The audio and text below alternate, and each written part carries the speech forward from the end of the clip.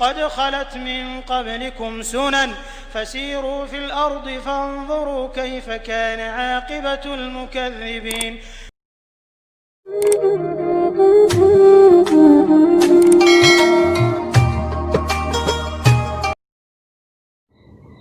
الحمد لله رب العالمين والعاقبة للمتقين والصلاة والسلام على سائر الأنبياء والمرسلين، أما بعد. أعوذ بالله من الشيطان الرجيم. بسم الله الرحمن الرحيم.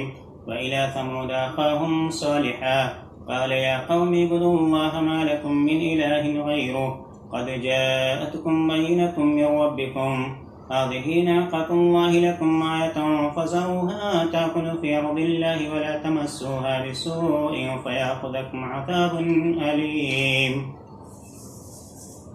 محترم حاضرین و سامعین و ناظرین، السلام علیکم ورحمۃ اللہ وبرکاتہ۔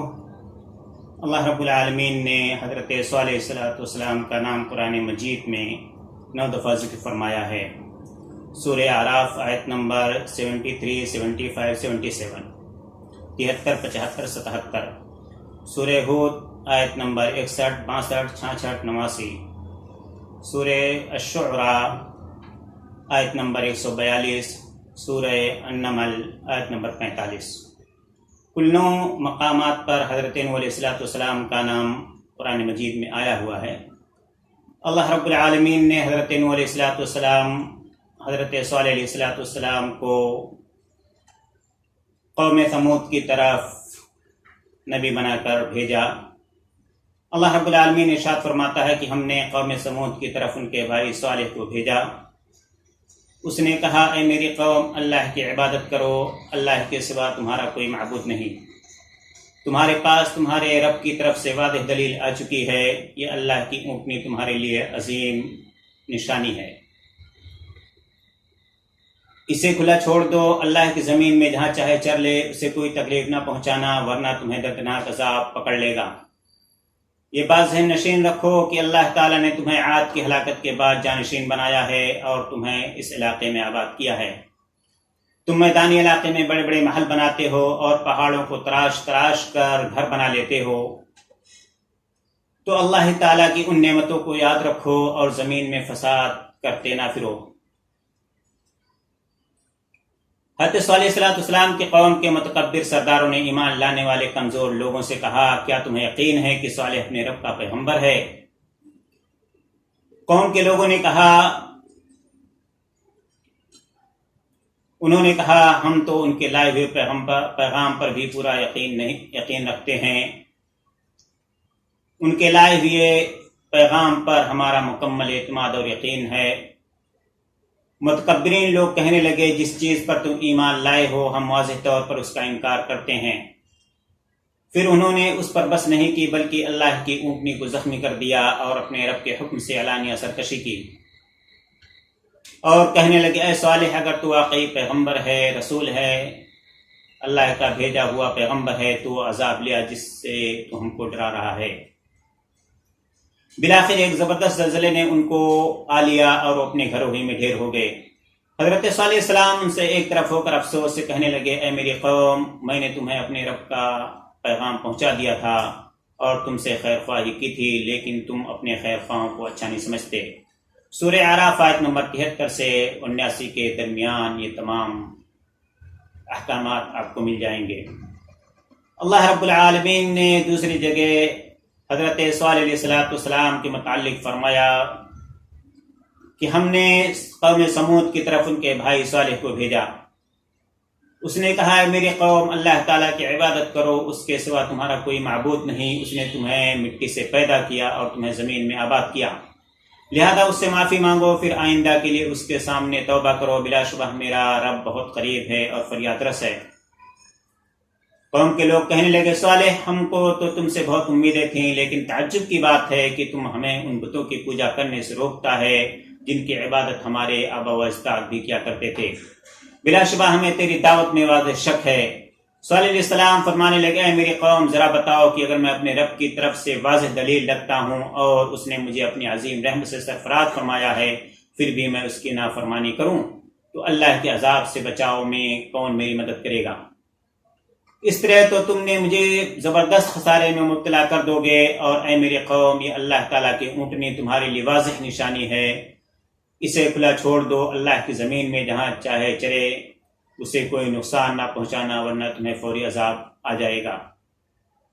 لیکن انہوں نے زخمی کر دیا تو حضرت صالح علیہ السلام نے فرمایا 3 دن تک اپنے گھروں میں مزے لوٹ لو، یہ وعدہ جھوٹا نہیں۔ پھر جب ہمارے فیصلے کا وقت آ پہنچا، اللہ رب العالمین فرماتا ہے کہ پھر جب ہمارے فیصلے کا وقت آ پہنچا، ہم نے صالح اور ان پر ایمان لانے والوں کو اپنی رحمت کے ساتھ اس دن کی رسوائی و ذلت سے محفوظ رکھا۔ بلا شبہ تیرا رب ہی قوت اور غلبے والا ہے۔ آخرکار ان ظالموں کو ایک زبردست چیخ نے اپنی گرفت میں لے لیا اور وہ اپنے گھروں میں ہی ڈھیر ہو گئے۔ یوں محسوس ہوتا تھا کہ وہ کبھی یہاں آباد ہی نہیں ہوئے۔ خبردار، قوم سمود نے اپنے رب کریم کا انکار کیا، اپنے رب کے فرمان کا انکار کیا۔ خبردار، سمود بھی دفع ہو گئے۔ سورہ ہود آیت نمبر 61 سے 68 کا یہ ترجمہ تھا۔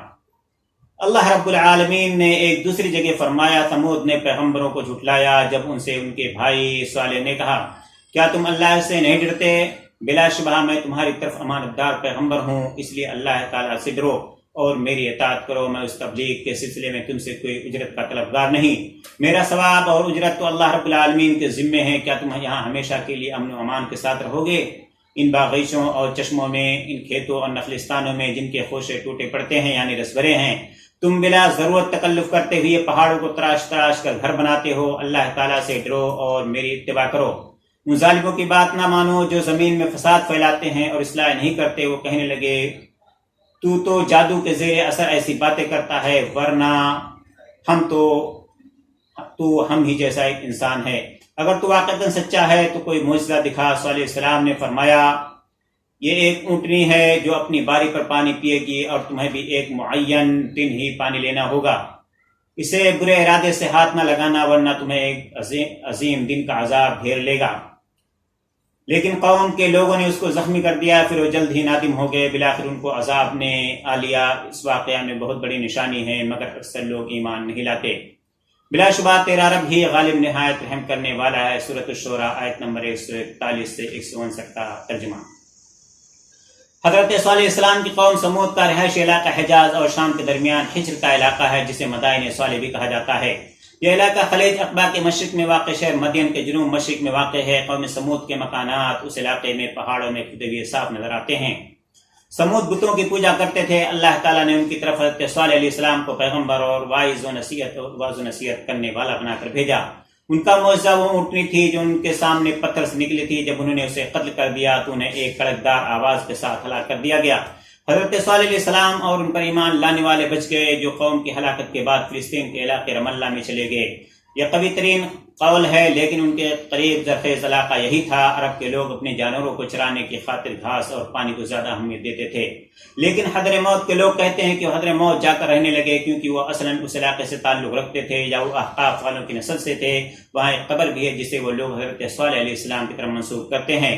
بعض لوگوں کا خیال ہے کہ قوم کی ہلاکت کے بعد بھی وہ اپنے علاقے ہی میں رہے۔ بعض کہتے ہیں کہ وہ مکہ مکرمہ چلے گئے تھے اور پھر وہیں رہے حتیٰ کہ وفات ان کی ہو گئی، اور ان کی قبر کعبہ کے مغربی جانب ہیں۔ حضرت صالح علیہ السلام کے نسب نامہ کے تعلق سے علماء انساب نے لکھا ہے کہ حضرت صالح علیہ السلام کا نسب نامہ اس طرح ہے، یعنی حضرت صالح علیہ السلام جس قوم میں پیدا ہوئی سمود کہلاتی ہے، ان کا نسب نامہ یہ ہے: صالح بن عبید بن آصف بن ماشح بن عبید بن حادر بن سمود بقول امام بغوی رحمۃ اللہ علیہ۔ اور سمود کا سلسلہ نسب حضرت نوح تک اس طرح ہے: سمود بن عاد بن عوس بن ارم بن سام بن نوح علیہ السلام۔ گویا قوم سمود سامی اقوام کی اشراف تھی۔ یہ وہ لوگ تھے جو عاد اولیٰ کی ہلاکت کے وقت حضرت ہود علیہ السلام کے ساتھ بچ گئے تھے، اور یہی نسل عاد اخری یا عاد ثانیہ کہلائے۔ بلا شبہ یہ قوم بھی عرب باعدہ میں سے تھی، اور یہ حضرت ابراہیم علیہ السلام کی بعثت سے تقریباً 2000 سال پہلے ہلاک ہو چکی تھی۔ ارم بن سام کی نسل سے ہونے کے باعث انہیں سمود ارم بھی کہتے ہیں۔ سمود بھی اپنے پیشروؤں عاد کی طرح بت پرست تھے۔ سمود کے مساکن: قوم سمود کی آبادی الحجر میں تھی، حجاز اور اردن کے درمیان وادی القریٰ العلا تک جو میدان ہے۔ سمود کا مقام سکونت ہے جو شمال مشرق میں تیما سے لے کر سعودی ساحلی شہر الوجہ تک چلا گیا ہے۔ اس کے وسط میں الدار الاحمر اور مدائن صالح الحجر کے مقامات ہیں، جبکہ جنوب میں العلا واقع ہے۔ آج کل دیار ثمود فج الناقہ کے نام سے مشہور ہے، جہاں ثمود کی بستیوں کے کھنڈر اور آثار ملتے ہیں۔ ثمود کی آبادیوں کے قریب بعض قبروں پر آرامی زبان میں کتبے لگے ہوئے ہیں۔ یہ دراصل ان لوگوں کی قبریں ہیں جو قوم ثمود کی ہلاکت کے ہزاروں برس بعد اتفاقاً یہاں کر بس گئے تھے۔ بقول جورجی زیدان، ان کتبوں کے تحریر سے اندازہ ہوتا ہے کہ یہ بستیاں ولادت مسیح سے کچھ پہلے نبطیوں کے زیر اقتدار آ گئی تھیں، اور یہ لوگ دراصل بترا یا پٹرا اردن کے باشندے تھے۔ چنانچہ انہوں نے اہل بترا کی طرح ہی حجری مساکن تعمیر کیے۔ ان میں اہم ترین وہ کھنڈر ہیں جو قصر بن، قبر بادشاہ، قلعہ اور برج کے نام سے موسوم ہیں۔ ایک کتبے پر نبطی حروف میں ان کے معبودوں ذوالشرا، حبل، لات اور منات کے نام آئے ہیں، اور یہ بھی لکھا ہے کہ مقبرے کے وہاب اللات بن عبادہ نے بنایا تھا۔ مدائن صالح، اس کا قدیم نام الحجر ہے، جو قرآن مجید اور سیرت کی کتابوں میں لکھا ہوا ہے۔ یہی وہ جگہ ہے جہاں آج سے 6000 سال پہلے قوم ثمود آباد تھی۔ یہ خیبر سے تقریباً 115 میل شمال مغرب میں واقع ہے۔ ابو الاعلی مودودی رحمۃ اللہ علیہ لکھتے ہیں کہ العلا سے مدائن صالح تقریباً 30 میل کے فاصلے پر واقع ہے۔ جو ہم آپ آگے بڑھتے جائیں گے، بلند اور پھٹے ہوئے پہاڑوں کی تعداد زیادہ سے زیادہ ہوتی جائے گی۔ بعض پہاڑوں کی شکل مندروں اور قلعوں کی سی تھی۔ انہیں دیکھ کر اندازہ ہوتا تھا کہ شاید ثمود نے ان پر اپنے محلات، قلعے اور مندر بنوائے ہوں جو زلزلہ یعنی صاعقہ کی وجہ سے پھٹ گئے ہوں۔ پروفیسر عبد الرحمن عبد حرم مدینہ میں لکھتے ہیں کہ العلا جتنا سرسبز و شاداب ہے، مدائن اتنا ہی بے آب و گیا ہے۔ العلا سے گزرنے والے قدیم کاروانی راستے کے پہلو میں بلند پہاڑ عجیب شکلوں میں ہیں۔ دراصل سخت زلزلے نے اس سارے علاقے کے پہاڑوں کو دامن سے چوڑتے جھنجھوڑ کر قاش کر دیا ہے۔ رابغ سے عقبہ تک اور مدینہ و خیبر سے تیما اور تبوک تک کا سارا علاقہ ثمود کے ان آثار سے بھرا ہوا ہے۔ جنوب میں خیبر تک اور شمال میں اردن کے اندر 50 کلومیٹر تک قاش پہاڑ پائے جاتے ہیں۔ گویا عہد قدیم میں جو زبردست زلزلہ آیا تھا، اس نے تقریباً 500 کلومیٹر لمبے اور تقریباً 150 کلومیٹر چوڑے علاقے کو اپنی لپیٹ میں لے لیا تھا۔ الحجر کے باشندے چٹانیں کاٹ کر ان میں گھر بنانے کے غالباً موجود تھے۔ ان کے سینکڑوں برس بعد نبطیوں نے دوسری اور پہلی صدی قبل مسیح میں بترا اردن کا عالی شان دارالحکومت بنایا تھا۔ مدائن صالح کی سنگی عمارتوں کی پیشانیوں پر نبطی خط اور آرامی زبان میں کتبے درج ہیں۔ ایک عمارت قصر البنت شہزادی کا محل کے نام سے معروف ہے، ان کا نام بیت الشیخ، اور دوسرے کا نام بیت الخمیرات ہے۔ ان میں کسی دروازے کی دہلیز نہیں۔ ایک وسیع عمارت محل مجلس یعنی ثمود کا اسمبلی ہال تھا۔ کچھ محققین کا خیال ہے کہ قوم ثمود اپنے رہائشی مکانات اور محلات میدان میں بناتی تھی، جیسا کہ سورۃ الفجر کی آیت نمبر 9 میں ہے۔ اور ثمود کے ساتھ کیا کیا؟ جنہوں نے وادی میں چٹانیں تراشی تھیں۔ یہاں وادی سے مراد وادی القریٰ ہے۔ العلا وادی القریٰ بحر قلزم کے ساحلی شہر الوجہ سے تقریباً 150 کلومیٹر مشرق میں ہے۔ اب ایک جدید سڑک العلا کو خیبر سے ملاتی ہے۔ العلا سے خیبر کا فاصلہ بھی 150 کلومیٹر کے قریب ہے، جبکہ مدینہ منورہ خیبر سے 150 کلومیٹر جنوب میں ہے۔ خیبر مدینہ منورہ سے تیما اور تبوک کو جانے والی سڑک پر واقع ہے۔ مدائن صالح العلا سے 40 کلومیٹر شمال مشرق میں ہے، اور علا سے تیما کا فاصلہ تقریباً 110 کلومیٹر ہے۔ ثمود کی تباہی۔ جب قوم ثمود حضرت صالح علیہ السلام کو جھٹلانے اور اللہ تعالیٰ کی نافرمانی سے باز نہ آئی، تو ایک خوفناک زلزلے کے عذاب نے اس قوم کو نیست و نابود کر کے رکھ دیا۔ کہا جاتا ہے کہ ثمود کی ہلاکت کے بعد حضرت صالح علیہ السلام اور ان کے ساتھی مومنین فلسطین میں جا آباد ہوئے، جہاں رم اللہ اور اس کے مضافات ان کا نیا وطن بنے۔ دوسرا قول یہ ہے کہ وہ حضر موت احقاف چلے آئے، جہاں سے ان کے آبا و اجداد الحجر گئے تھے۔ چنانچہ حضر موت میں ایک قبر کے متعلق مشہور ہے کہ صالح علیہ السلام کی قبر ہے۔ ایک اور قول ہے کہ حضرت صالح علیہ السلام اور ان کے ساتھی مکہ معظمہ چلے آئے تھے، اور وہیں حضرت صالح علیہ السلام نے انتقال فرمایا، اور ان کی قبر کعبہ کے غربی جانب حرم ہی میں ہے۔ علامہ آلوسی رحمہ اللہ اسی کو راجح سمجھتے ہیں۔ انہوں نے اپنی تفسیر میں لکھا ہے کہ حضرت صالح علیہ السلام کے ساتھ جو مومنین عذاب سے محفوظ رہے، ان کی تعداد تقریباً 120 تھی۔ اللہ کی باغی قوم ثمود کے مطالبے پر جب اونٹنی کی نشانی یہی معجزہ سامنے آیا تو بدبختوں نے اونٹنی کو ہلاک کر ڈالا۔ تب حضرت صالح علیہ السلام نے انہیں 3 دن بعد نہ ٹلنے والا عذاب آنے کی وعید سنائی۔ پہلے روز ان سب کے چہرے خوف سے زرد پڑ گئے، دوسرے دن سرخ ہوئے، اور تیسرے روز ان پر سیاہی چھا گئی، جو خوف و دہشت کی انتہا یعنی موت کی علامت تھی۔ اللہ رب العالمین نے حضرت صالح علیہ السلام کا تذکرہ کلام پاک میں فرما کر کے امت مسلمہ کو سبق دیا ہے کہ دیکھو، اللہ رب العالمین ہی سب کا خالق، مالک، رازق اور رزاق ہے۔ اس کے قبضے قدرت میں پوری کائنات ہے، وہ جسے چاہے اس دنیا میں آباد رکھے، جسے چاہے نیست و نابود کر دے، اس کا عذاب آنے میں دیر نہیں لگتی ہے۔ اس دنیا میں دارالامتحان میں ہر انسان کو اللہ رب العالمین کے احکامات اور فرامین کے مطابق زندگی گزارنی چاہیے۔ لہذا ہم آپ تمام لوگوں سے التماس کرتے ہیں کہ اللہ رب العالمین کے بھیجے ہوئے مقدس کلام قرآن مجید کو آپ پڑھیں اور اس میں ذکر کیے گئے، اس گائیڈ میں ذکر کیے گئے تمام احکامات اور عبرت و نصیحتوں سے عبرت و نصیحت حاصل کرنے کی کوشش کریں۔ اللہ رب العالمین سے دعا کہ العالمین ہم تمام لوگوں کو قرآن حکیم میں بیان کیے گئے واقعے سے نتائج اور فوائد حاصل کرنے کی اور عبرت و نصیحتیں حاصل کرنے کی توفیق عطا فرمائے، آمین۔ اقول قولی هذا استغفر الله لي ولكم ولسائر المسلمين فاستغفر من كل ذنب انه هو الغفور الرحيم، والسلام عليكم ورحمة الله آتے تو زمانے میں اندھیرا